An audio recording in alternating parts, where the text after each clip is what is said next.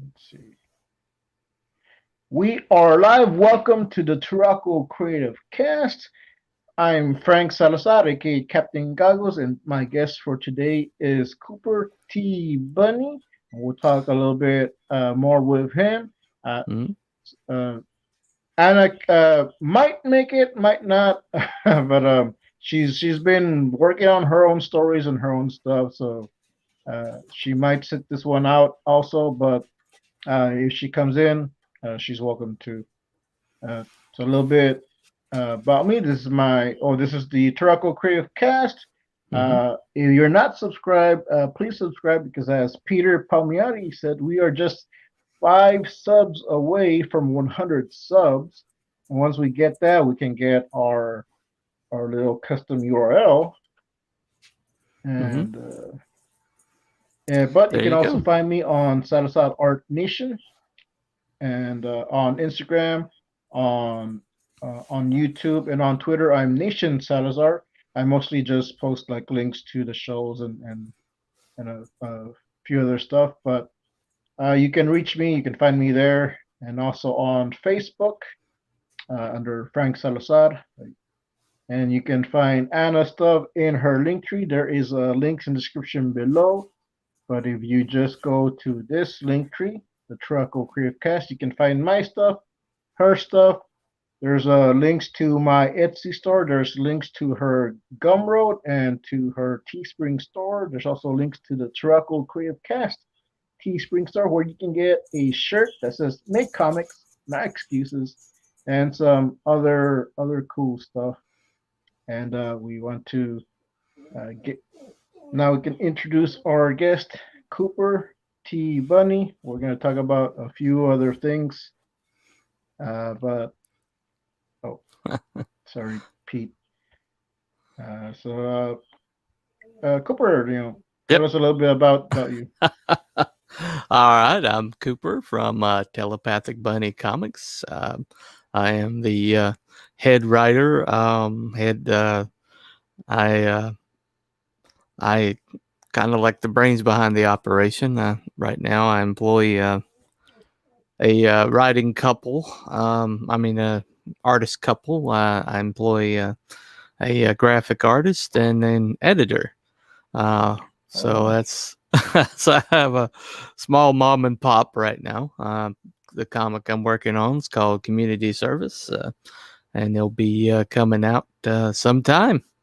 Hopefully, I don't really have a timetable right now, but my aiming for fall next year. So maybe to have a oh, campaign by then. oh, But cool. yep, And do you want yep. to put up some of these comments here? Okay. Frank and Anna and Cooper, it truly is the end of the world. Oh, maybe that's why Anna didn't make it because the world Well, wouldn't when Peter's she been came on. declaring the end of the world since we got together, Frank. So I I, know it's I, I been. don't know. The world's still going. I mean, it hasn't ended yet. We had I, a I, I afternoon. imagine So Peter outside with a sign.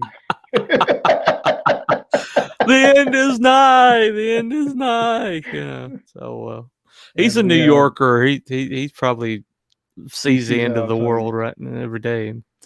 Mike Barron And we book. Oh, okay. oh no, that's huge for me. I don't have any books.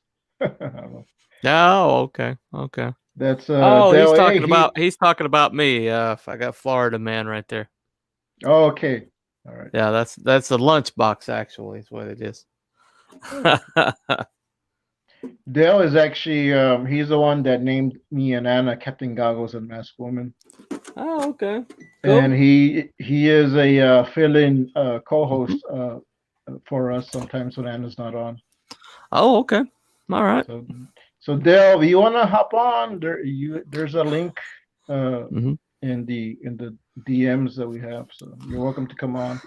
Come on, man. I'm just a fluffy bunny. I don't bite. All right. So earlier, Hmm. Cooper, you were on your show. Yep. You were Yep. doing your right My stream, which I do want to after. ask Hmm. more about that because I Okay. find that interesting. Sure. But I ended up going on the show, Mm-hmm. and we had a little conversation. So that's some of that's probably going to carry on over here. Or if anyone wants to go check it out, go check out uh, T Bunny Comics. There's a link in the description below to his Mm-hmm. YouTube channel, so you can see that stream. And Peter was on there earlier. Yeah. Yeah. Yeah, look for So the Captain Goggles icon. I put it on the thumbnail, so you'll be able to see where it is. So yes, which I guest think I have starring, a. yeah.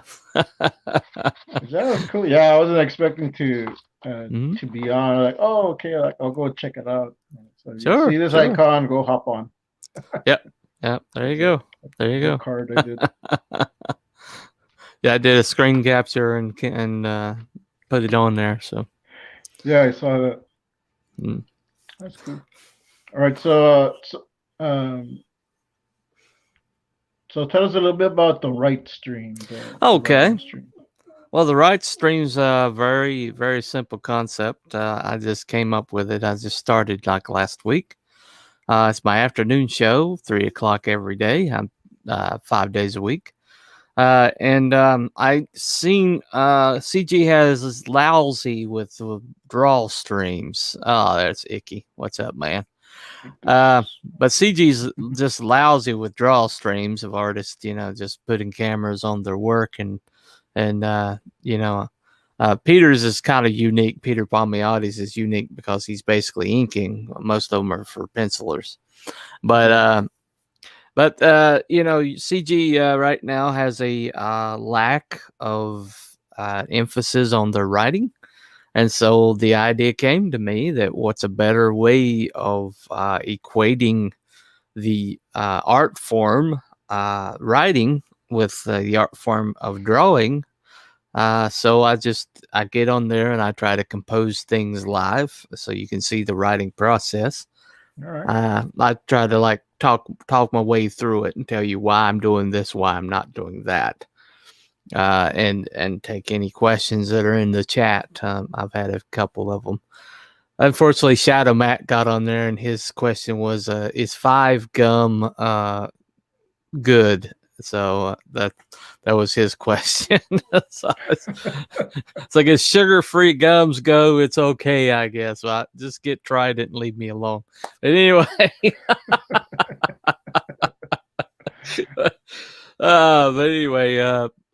Basically, the writing art stole my idea, copied my draw stream.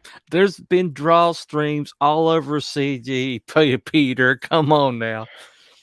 Yeah, I'm the first right stream, so there, But I basically started out with the concept of maybe having people give me things to write, and then I'll show them kind of like write from scratch, but nobody would give me ideas. So I'm writing on projects for I call the FERA files, which is the fictional federal organization of my world. And so basically I have a agent who's in the main book that has been drawn right now.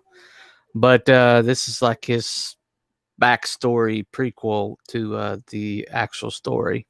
So this is like things. This is like adventures that he goes on before it gets to that book. But I'm doing that kind of live, composing it live, and eventually when I get a website up, I'm not sure what I'm doing yet, but when the website's up, then people who like that story will be able to go back and actually see it composed live. That's the theory. So that's cool. So yeah, so it's the same concept as a draw stream. As a draw stream, yeah, same concept as a draw stream. Daima doesn't. I do them sometimes, but usually my draw streams end up. Yeah, I have to like move the phone around, so sometimes I'm just like, this is what you'll see most of the time when I'm drawing on the stream.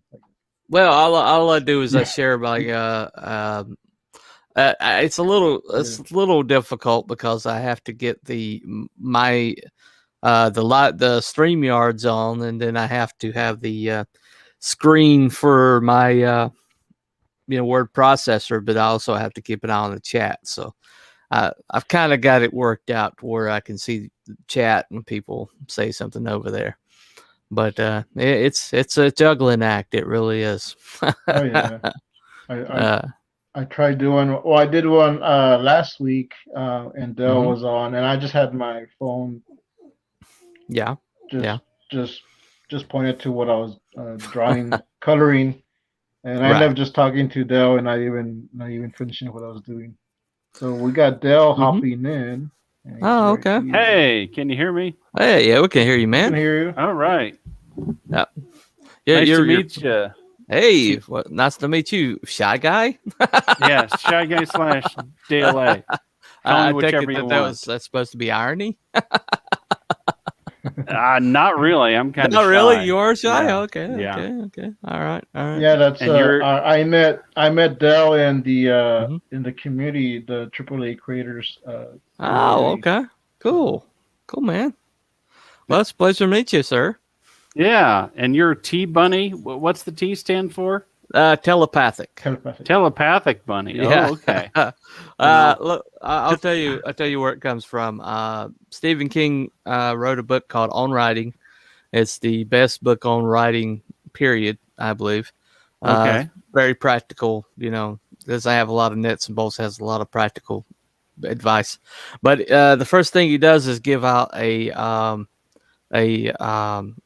like a concept, okay, where he says, okay, no matter where I am, no matter where you are, while you're reading this, here's the image. There's a table with a red cloth on it. There's a cage on that table. There's a white bunny in the cage, and the bunny has a blue number 8 on its side. No matter where I am, I sent you that image, and you've got the same image in your head. You may change the details, but that's the same image. That's a form of telepathy. Okay. So, the bunny in the cage, telepathic bunny. That's where I came from. Okay. How many fingers am I holding up? As many as you want, sir. All right. So that does remind me of Schrodinger's cat theory. Schrodinger's cat. The cat is in the box, and in that box, he's both dead and alive. Dead and alive, unless you open the box and find out for sure. Yeah. So it's a similar concept. But but the thing, also my brother, who was my biggest hero and my collaborator, and when we were children, who passed away at 11. He had like white blonde hair, and we called him Cotton Top, and so that's the name of my mascot. Okay. So it's got a green coat on because his favorite color was green, and it has his initials on the lapel. So it's kind of my way of us doing this together. There you go. That's cool. Yeah. I like that. It's a nice tribute. Yeah, my friend Luke Stone drew it. So that's he's currently recovering from a COVID scare. He's in the recovery right now. But good friend of mine. Okay. I think I've seen. Is there like a crowdfunder thing to like? Yeah, there's an auction going on. I think it's the 14th and 15th this month. But he draws the Hybrids comic book. If you don't know which one that is, you need to get it. The cat is alive, but not for long because the box doesn't have holes in it. Okay. Thank you for sharing, Peter. Right, Pete. Pete just wants to be on the show. I know. He's why isn't Pete on the show? Because this is T Bunny's time to shine. Oh. Okay. Well, he's on our love streams on Friday night, so he on occasion. So we do want to have Peter on again. He's been on a couple of times. Okay. Well, that must be where you heard about me, from his show when I did his show. Mm-hmm. Yeah. I saw you there. I think I've seen you in the chats before. But, okay. and he Peter's had you Peter's a on. great So like, guy. oh, cool. Yeah, yeah, we have a good time with Peter when he comes on the love streams we do on Friday nights. We're both part of this think tank called the Genesis Crew that we put together. Okay. It's basically just a support group. We basically bounce ideas off of one another, give each other support, give each other critiques, and the whole concept is Genesis Crew start something, which is our motto: start something. This Cool. is snake wrapped around an apple is the image, but anyway, Okay. because that's where it all started, you know. Anyway, Yeah. but we he joined us, and he's been a very helpful member of the group. It's just basically we call it a think tank. It's not like the crack pack or anything like that. Maybe not. Maybe we'll get into that later. I Say don't know. no to crack. Say no to crack. Yeah. Air day Well, bow. Air day bow. Okay. We can.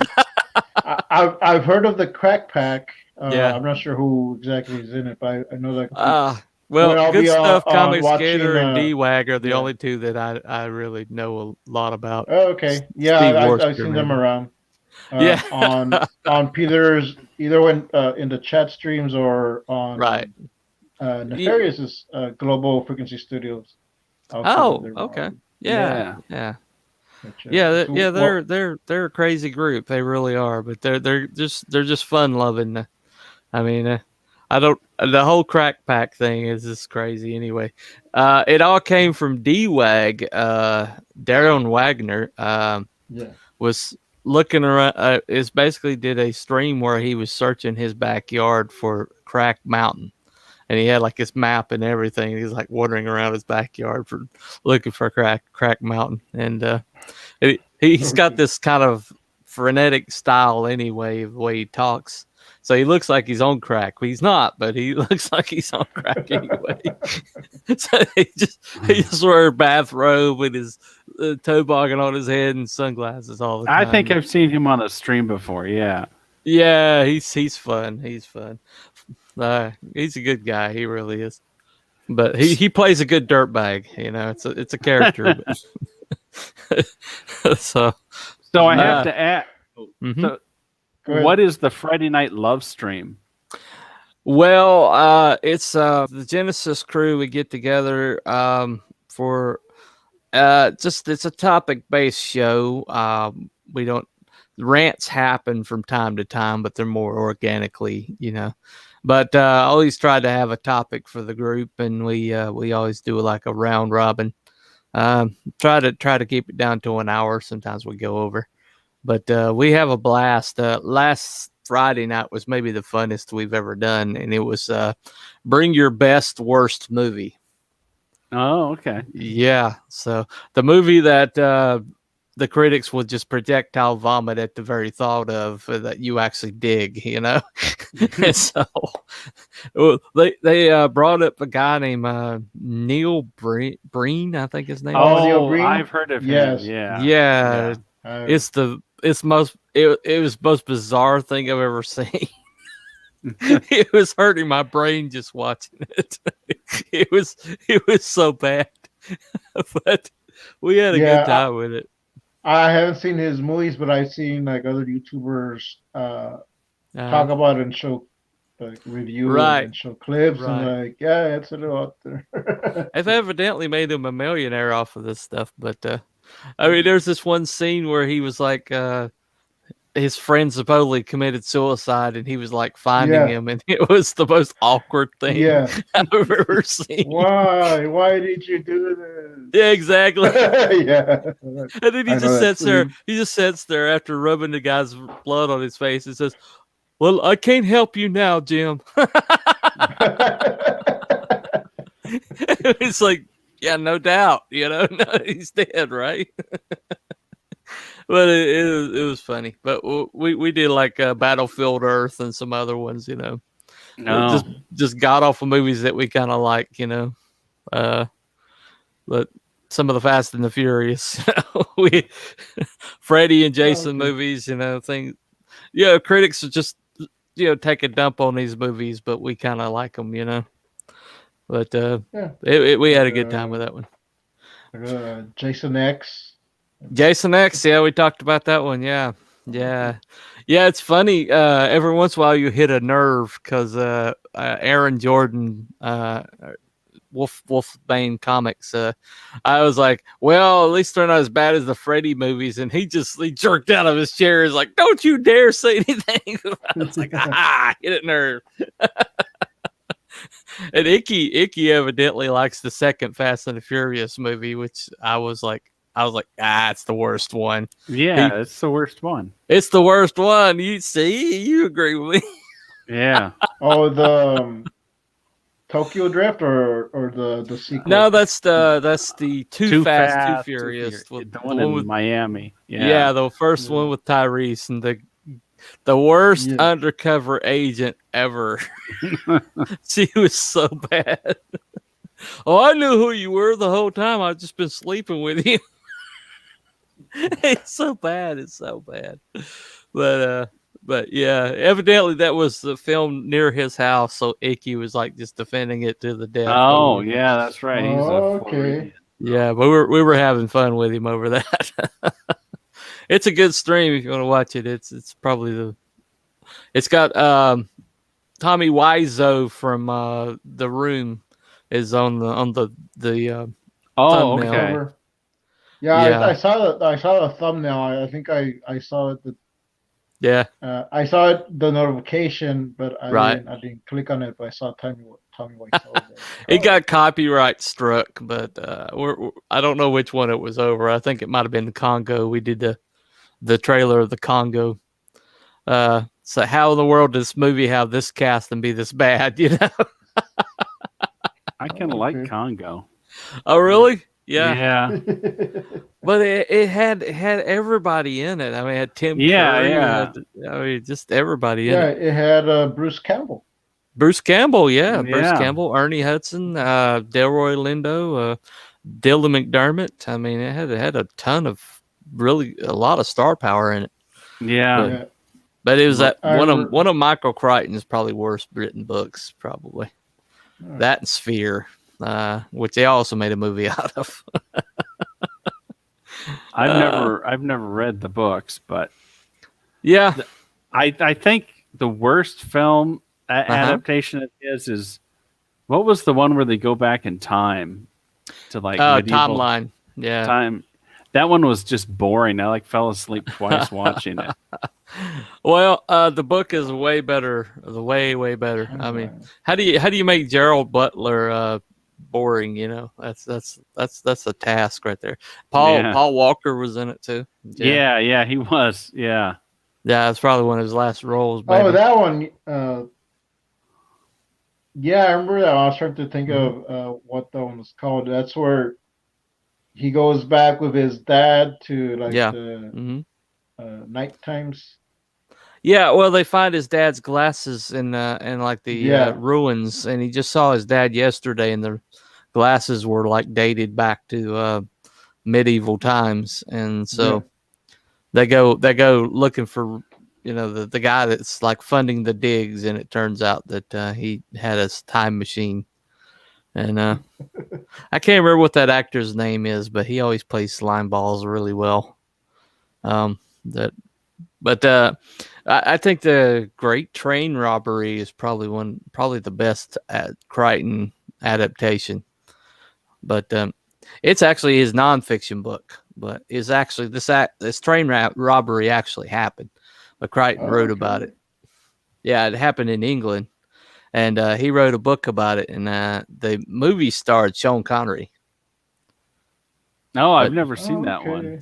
Yeah, but hardly anybody has. It's amazing. The books, that movie's kind of buried, but it's based on a true story, and the Crichton book was good, and the movie was really good.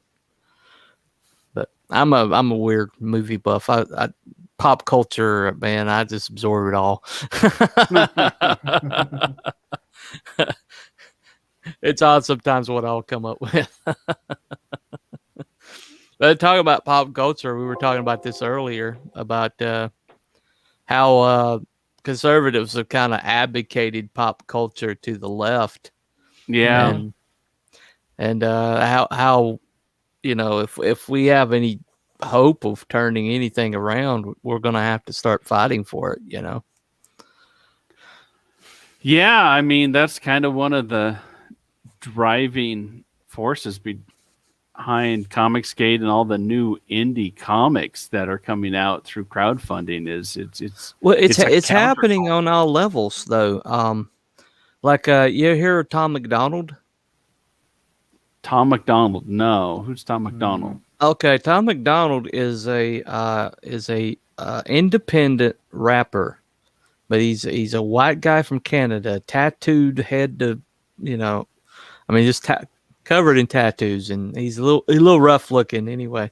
But he's actually conservative. He's more libertarian than he is conservative. But he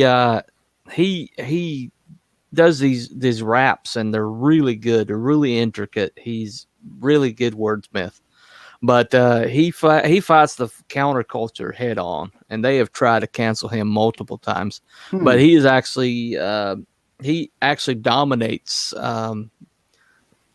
Spotify. Every time he releases something, he dominates like Spotify and Apple downloads. He's he's a millionaire now because of all the, but he's got this rabid fan base called the what do they call themselves? The Hangover Gang.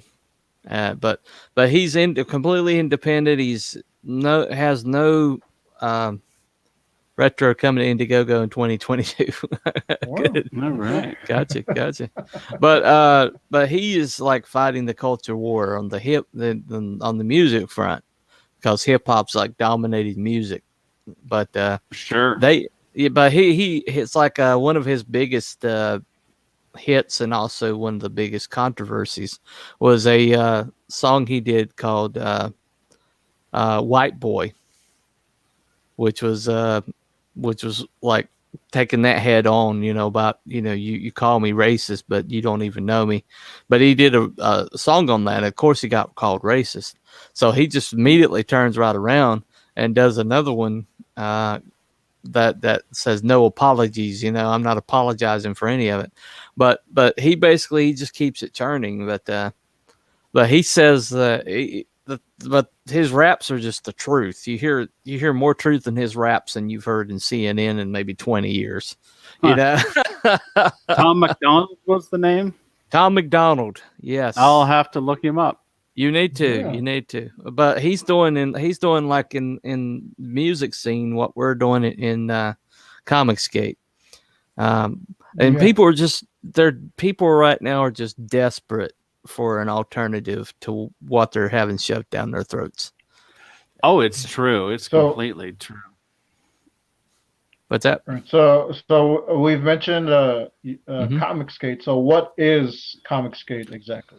Well, Comicsgate is basically creators and customers rebelling against the mainstream and the messaging and the destruction of the characters of the mainstream. So basically, they told us they put the title on us. They basically because there was something called Gamergate a few years ago. I don't know if you know about that. Okay, but that's been their. Yeah. Well, the same thing was happening in games, and there's a backlash against that because these radical feminists that infiltrated the gaming industry, and they were fighting back against that, and they called anybody that complained Gamergate. And so when these people started complaining about what was happening in comics, they're like, "Oh, I guess we got Comicsgate now," and they started they plastered that on the people who were complaining, and so we kind of just said, "Okay, well, if you want to call us that, we'll own it." But it's basically what it is a self-contained unit of creators creating original content without the woke messaging and customers who no longer support the big two that want to buy comic books, and this is like offering them a marketplace for these new IPs coming out. And it's essentially what it is. It's basically a consumer movement. It's what it is. But they want to like call it a bunch of racist and things like that. But funny thing about it's more diverse than the mainstream. You know.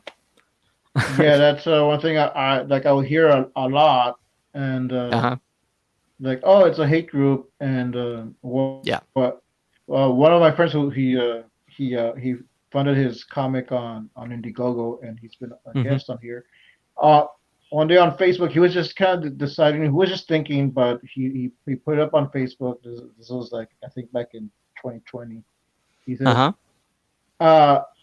if I went, like, if I joined Comicsgate, what would you guys do? And I was talking to his friends and from Facebook, and there were some people that instant cancellation, unfollowed them, and and they're just going on and on about hate groups and and you're this, you're dead to me. I was like, right. Oh yeah. Comicsgate is verboten. There's actually proof. A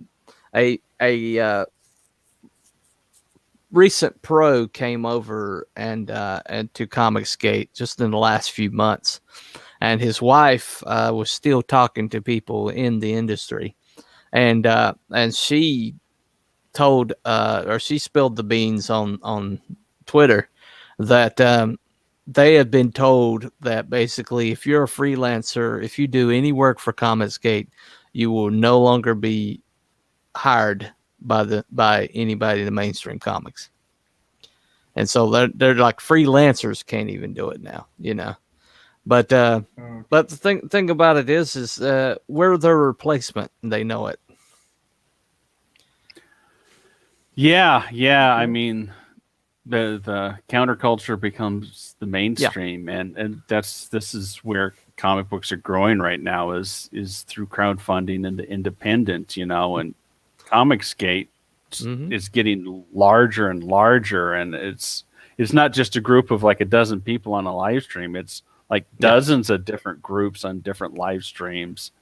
Yeah. And you know, it's very broad, and you know, and there's other people who aren't necessarily, you know, Comicsgate, but they get lumped into it. People like, you know, Iconic Comics and Alterna Comics, and you know, and it's anybody who's offers an alternative to the mainstream seems to get the wrath. exactly.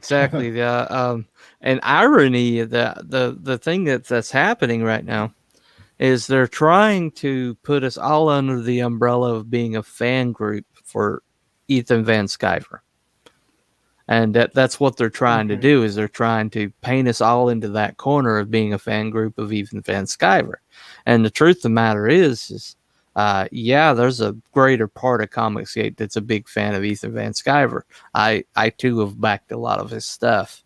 But like me, I chose to walk away from EVS a couple months ago when there were things that happened that I could no longer countenance, basically. But the thing about it is whether I am his fan or not, you know, that they'll accuse me of things that they accuse him of. And basically, and they'll like quote him and say, well, your man said this, or your man did that. And then but when I say I don't even follow him. I'm not a fan of his. Well, you're not Comicsgate then. Yes, I am. I am Comicsgate. But they can't conceive of it, because the way the leftists operate, and this is taking me a while to figure this out. And I had some help from a friend of mine named Norm Leinert. But the way they operate is they will categorize people so they can cancel them.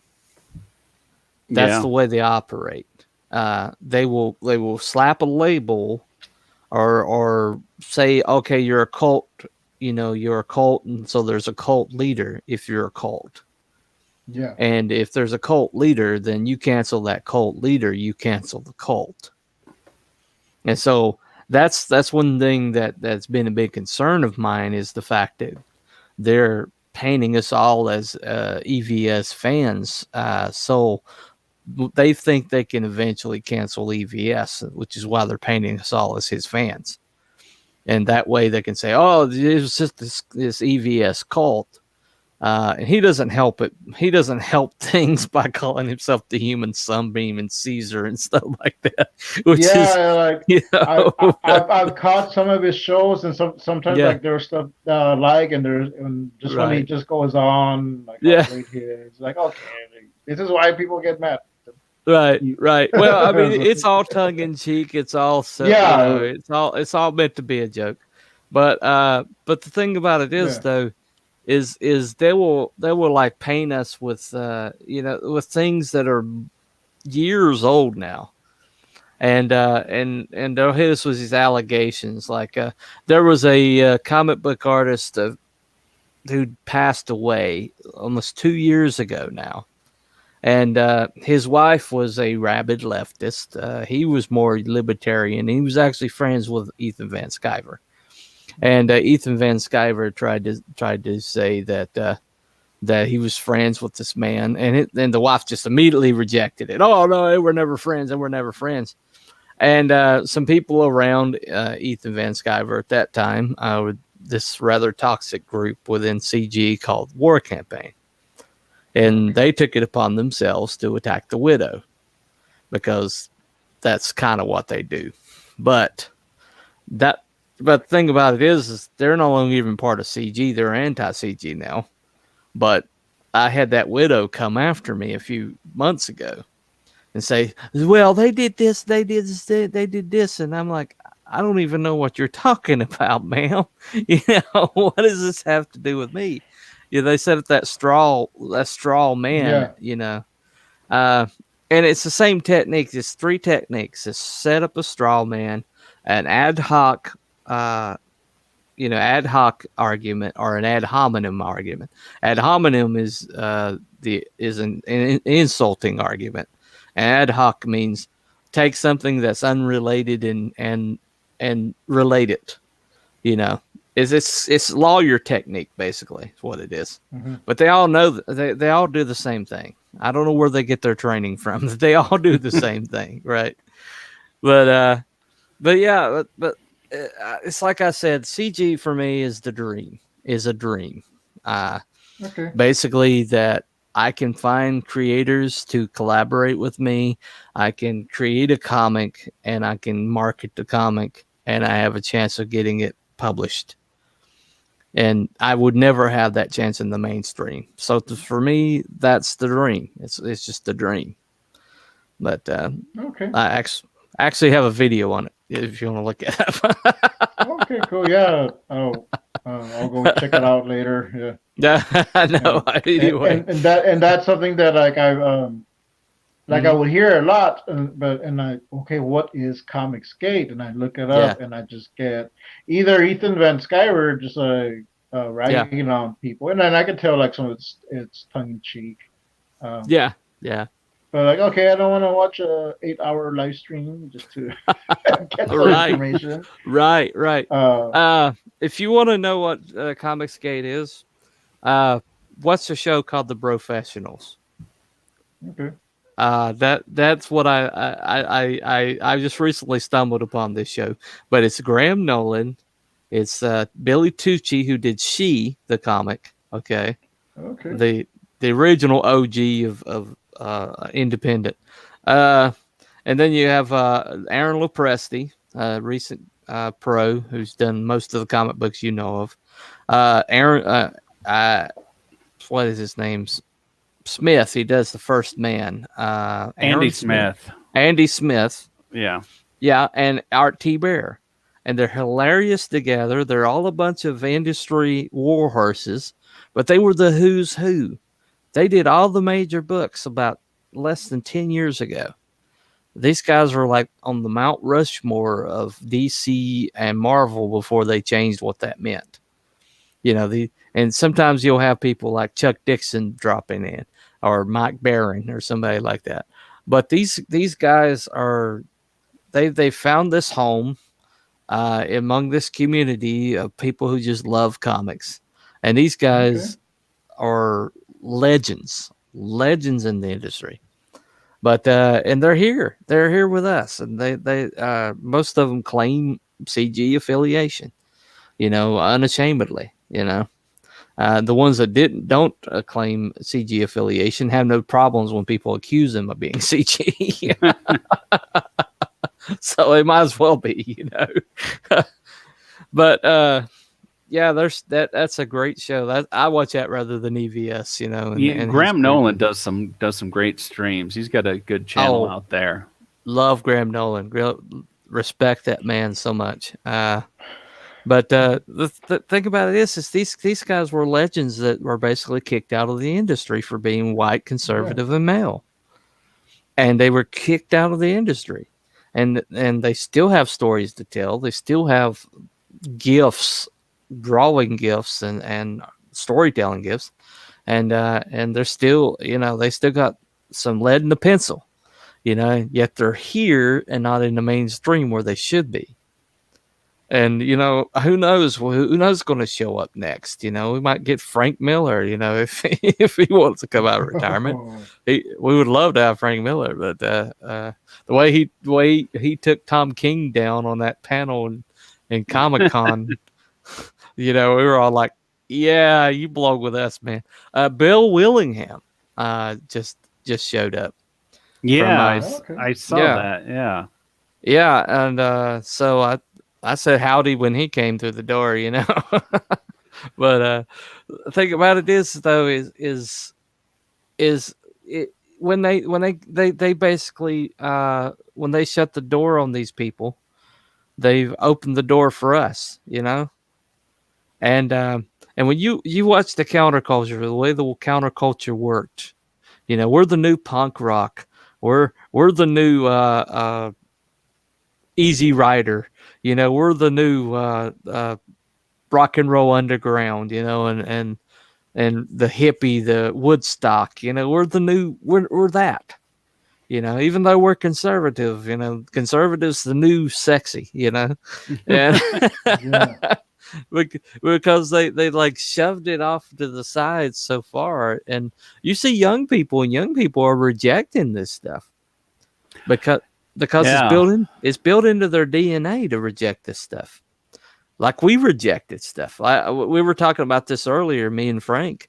When you did those old, like those drug campaigns in the 80s. Remember those? Yeah. And the only one that seemed to work was like the this is your brain. This is your brain on drugs. Yeah. Right. But the just say no stuff. We were like, yeah, I actually wanted to do drugs, even though I never did drugs, just to spike those people, There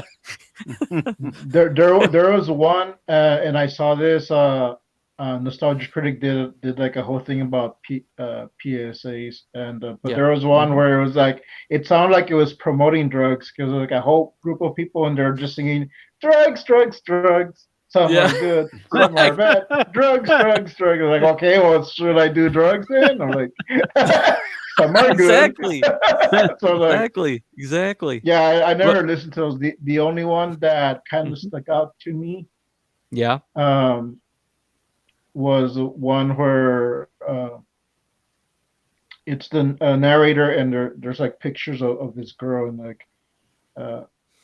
This is so and so. Her parents taught her to ride a bike. Her parents taught her this, and then there's it's a progression where she's graduating. And then like, but her parents never taught her to not do drugs. Her parents never taught her to say no. So So and you just hear in the background, you hear ambulances. So it's just like in your mind what the story is. Yeah. Right. So that always stuck with me because that always created a story in my own mind. And it's like when parents don't teach you to say no, it's the same as saying yes. So that's something that kind of stuck with me. Right.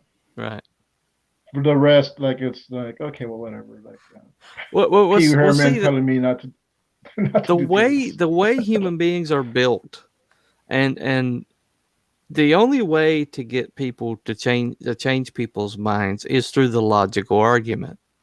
Del Keown too. Oh, I forgot Del Keown. Yeah, Oh he's yeah, here Dale too. Keown. Yeah. He's a Awesome. fantastic artist. Awesome. Yeah. Uh, but the only way you can ever change anybody's mind is a logical argument. That's the only way. You cannot like change people's minds by telling them this is the way you're supposed to be thinking. Yeah. That never works because people know the way they're supposed to be thinking. And the only way and the more somebody forces that on you, the more you reject it. Okay. Now I've been doing a lot of research lately on cult leaders and cults and how they operate. I don't know. At one point, I didn't know why I was doing this, but now I understand why. It's one of those things. I think God was kind of like, get me interested in this for some reason. But the more I learned about it, the more I see this happening. But the only way that a cult can maintain its power over people, and it's only it's not permanent, but the only way they can maintain power over people is first of all is indoctrination consistently every single day, or enough times, the same message hitting people's heads to kind of suppress their own intelligence. Okay. And then secondly is make it painful for them to think otherwise, like cancel culture does. Okay. Yeah. And make it dangerous or painful for them to think otherwise. These cults, they do this shunning thing, where they'll separate people from their families, if you're not right, yeah. But and thirdly, the leader is unquestioned, completely unquestioned. You can't even like say anything negative about the leader ever to any of them, but they don't know why. They just know that you can't question the leader. Okay, that's the three things that happen in a cult, and you see this happening with the mainstream. The mainstream leftists have become a cult. Okay, and when you're not indoctrinated by this cult, it's clear as day. But when you're in it, and you're getting this indoctrination every single day, and they're terrifying you to think otherwise. And there's these leaders that you can't question or even think badly of at any way, shape, or form. And you see this. You see like the Antifa people the other day were attacking people that were protesting vaccine. They're basically doing the government's job for them. Yeah, that was kind of strange. I mean,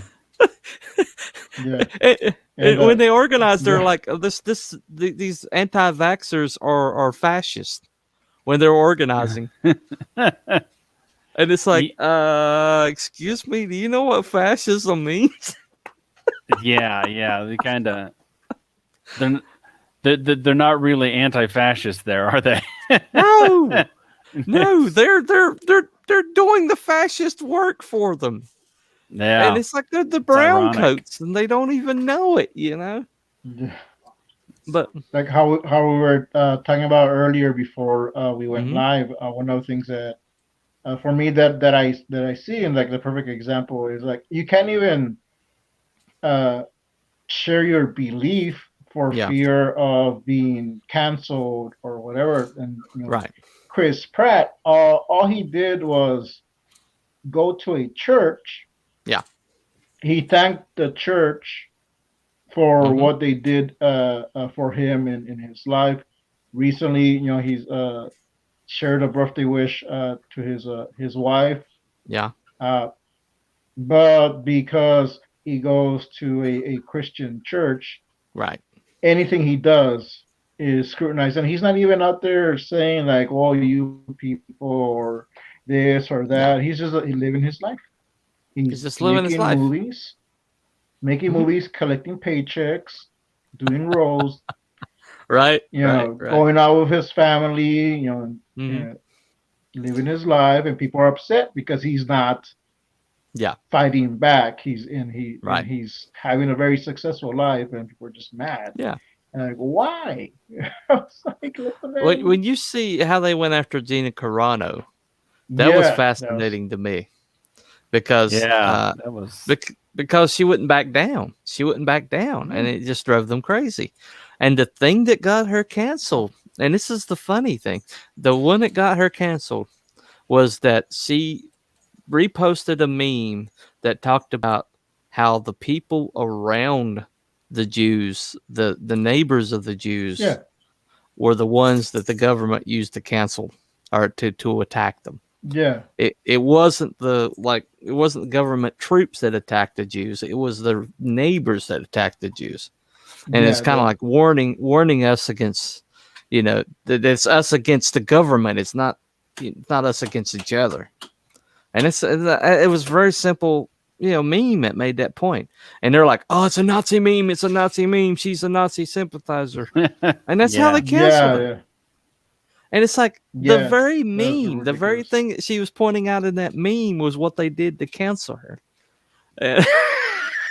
Yeah, and she's not even, because the way it was portrayed, because like all that was like deleted or covered up. So right. So the way it was portrayed is her. It was like as she said that herself, but like no, someone else. It was a meme. Yeah. Like you're saying. She just posted this. She was just making a point like that. Look, we're fighting each other. Yeah. We don't have to. Like. Right. And but the thing like we were talking about earlier is one of the worst tricks that leftists do is they expect things out of you that they can't even do themselves. They expect more out of you than they can possibly do themselves. But then they expect these things out of you, but they can't tell you why they expect these things out of you. They can't tell you the extent that they expect out of you. They just know that they need to cancel you because you didn't meet it.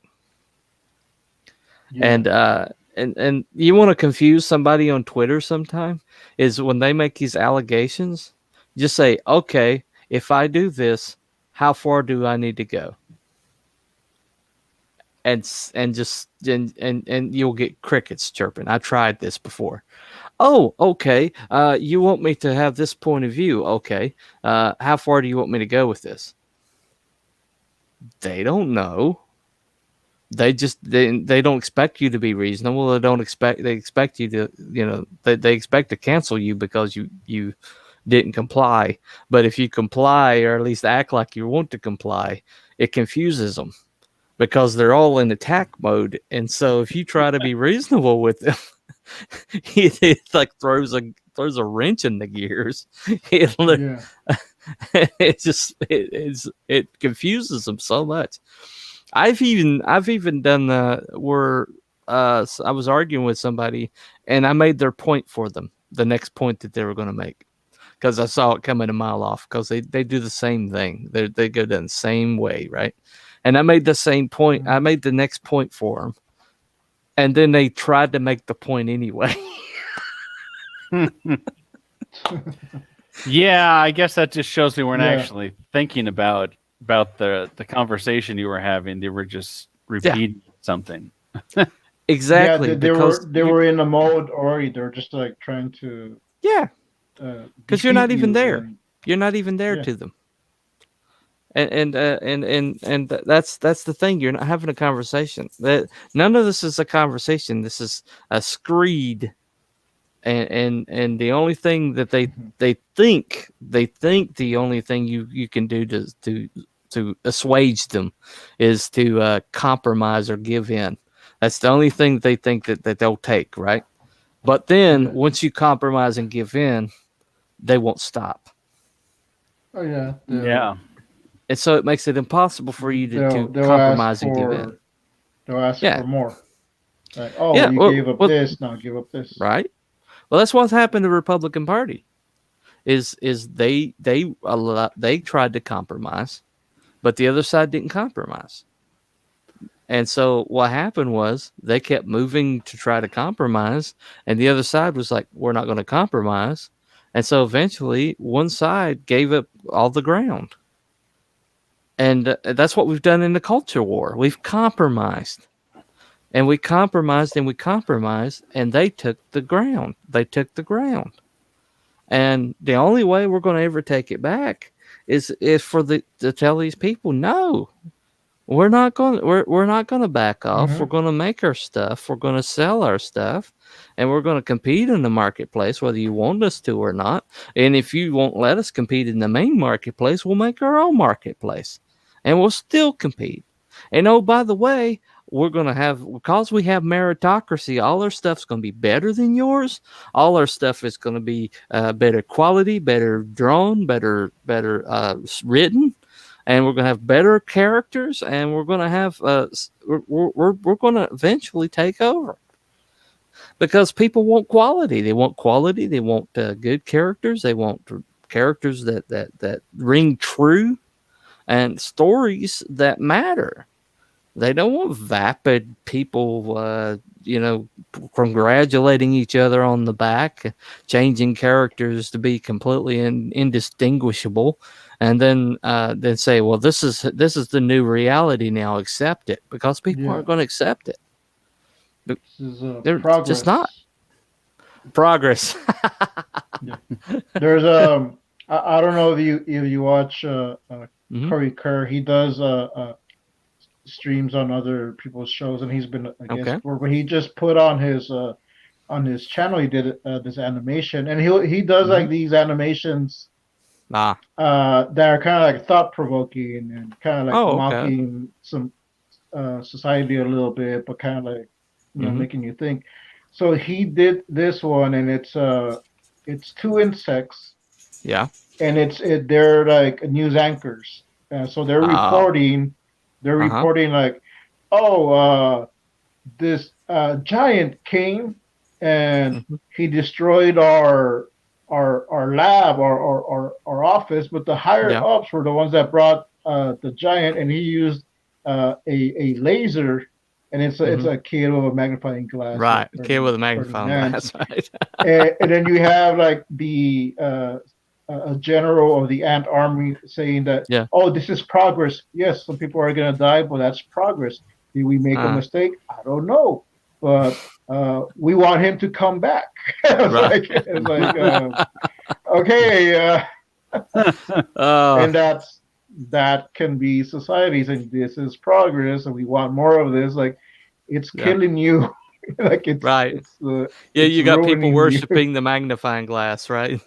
Yeah, I'm sure that's the next level. Don't take away the magnifying glass, Well, I mean, that's what this climate stuff is. A lot of these things that they're talking about are basically human extinction.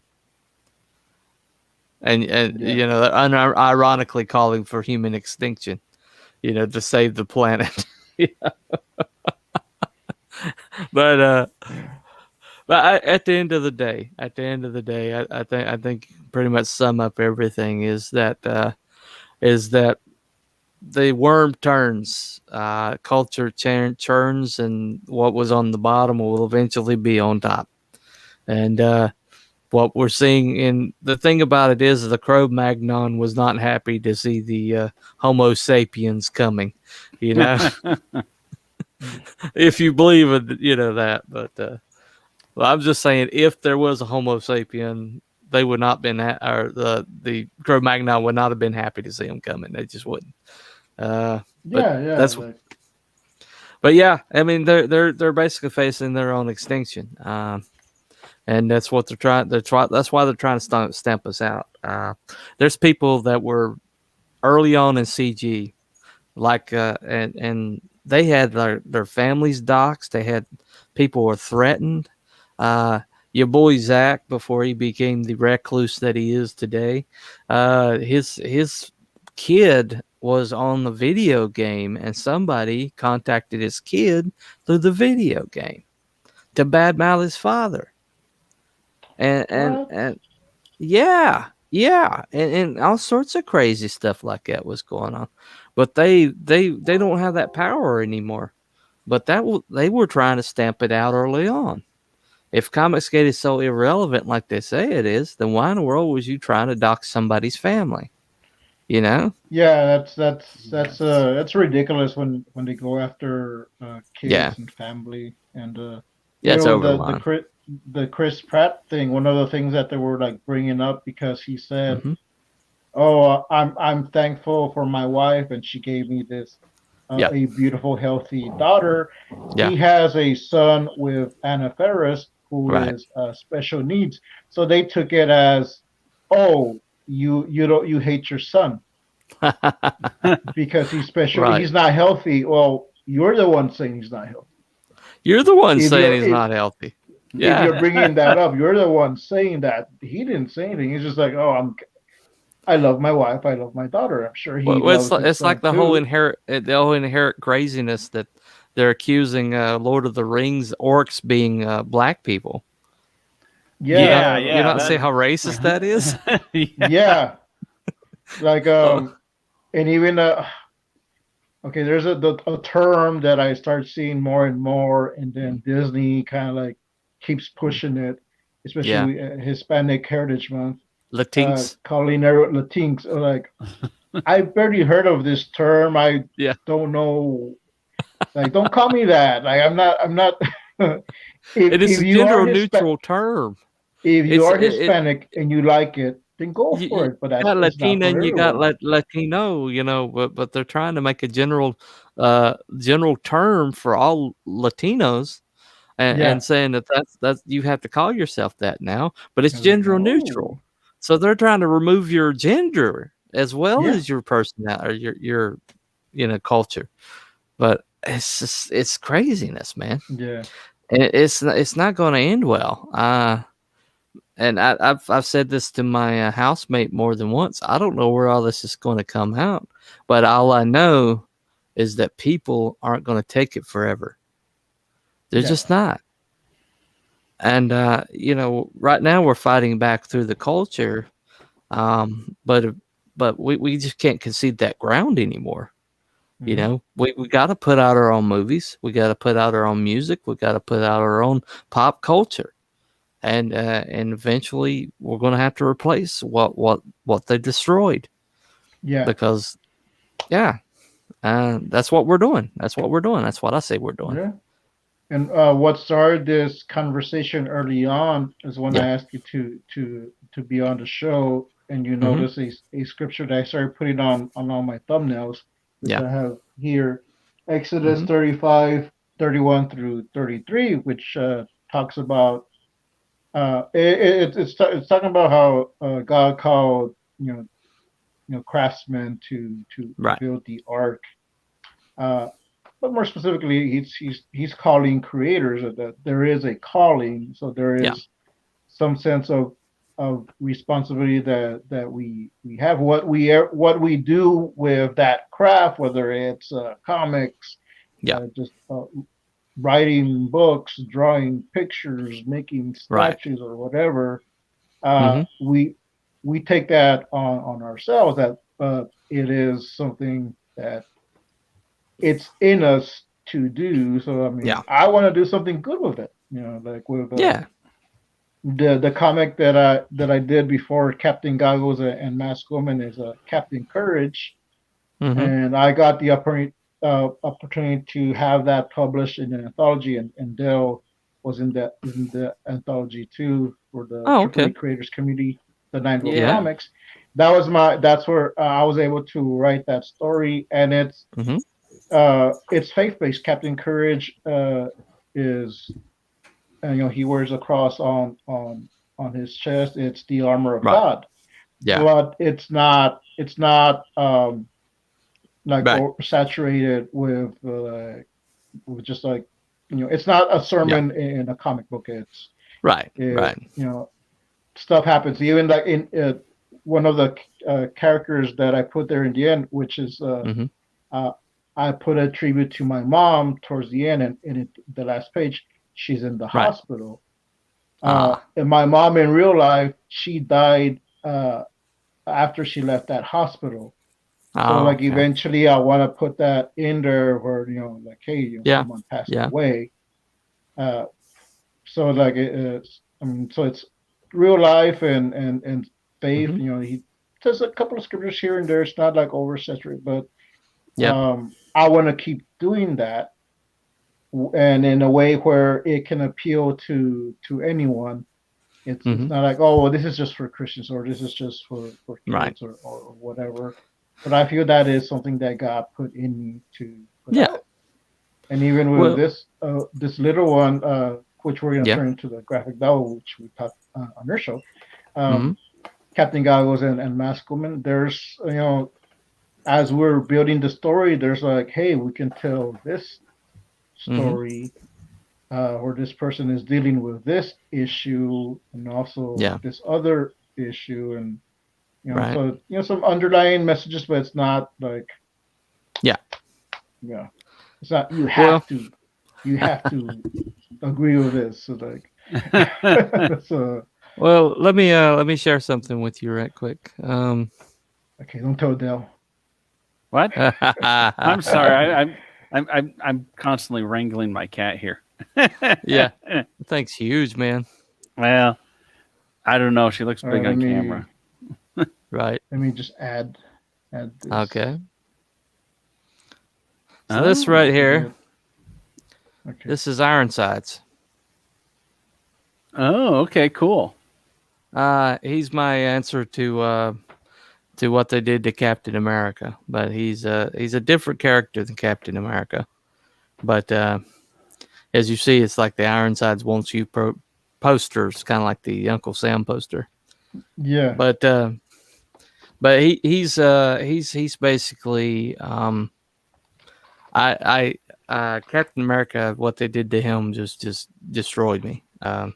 Made me give up comics for a while, but I wanted to bring that back to kind of like to the culture a little bit. But he's not like a jingoistic like rah rah sis boom bye America kind of guy. He believes in the concept of America more than he believes in the government of the United States. And so he actually was functionally immortal for a long time.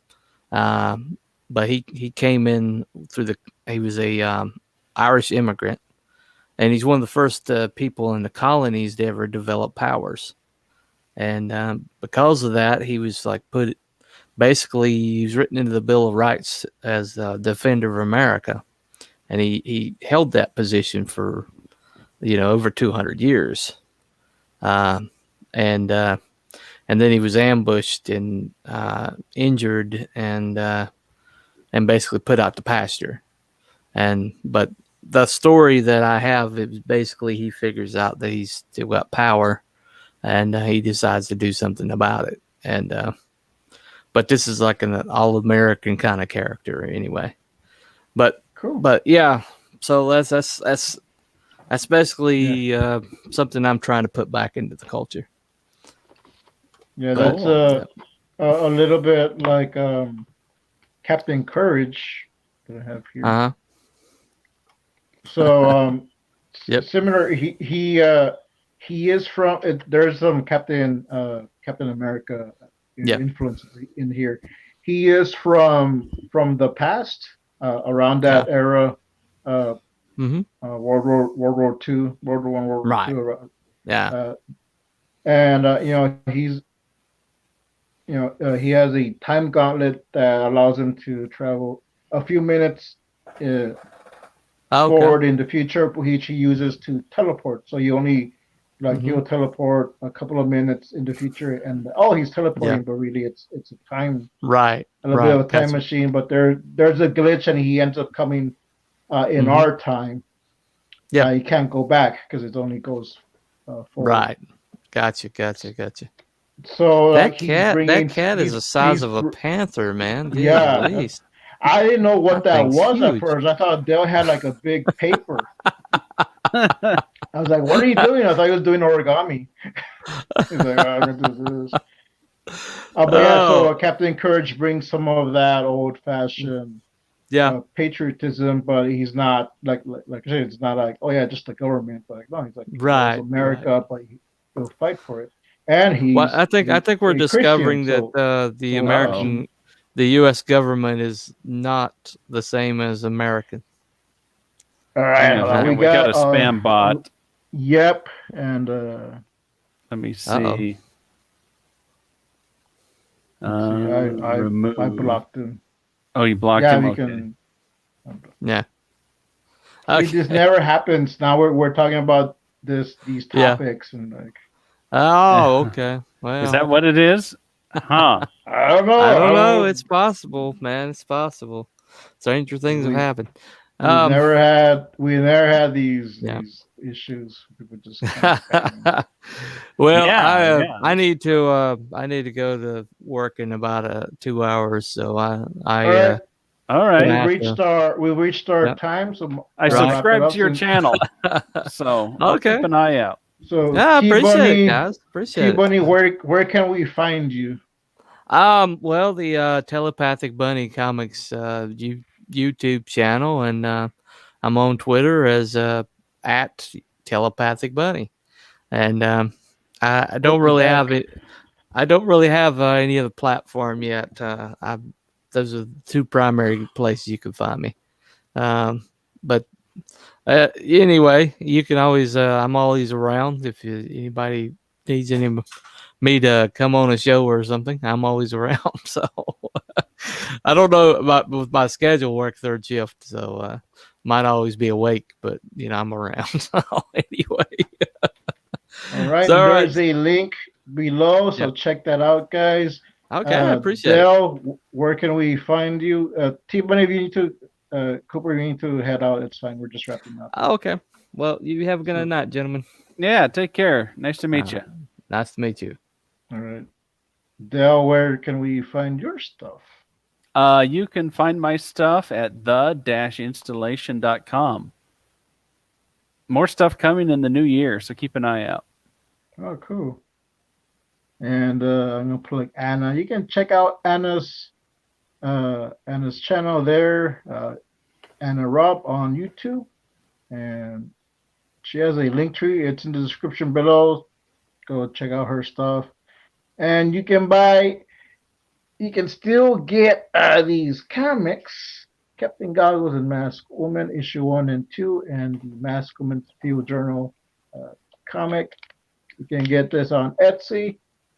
I have a few copies left. After those are done, those are the artist limited editions. They'll just be the regular editions after that. So check those out. And I will be putting these up. I promise I will be putting these up soon on Etsy. And you can get the Turaco Biozine. It's just character bios. The Biozine. So you can find out a little bit more about these characters. Biozine. And thanks for watching. Thanks to Peter for coming on the show. Well, not coming on the show, but for coming in the chats. Everyone who hopped on in the chats, thanks. We don't usually talk about these topics, but I felt it was probably time we talked about them. And we got some crazy spammer. Yeah. All right. Bye, everyone.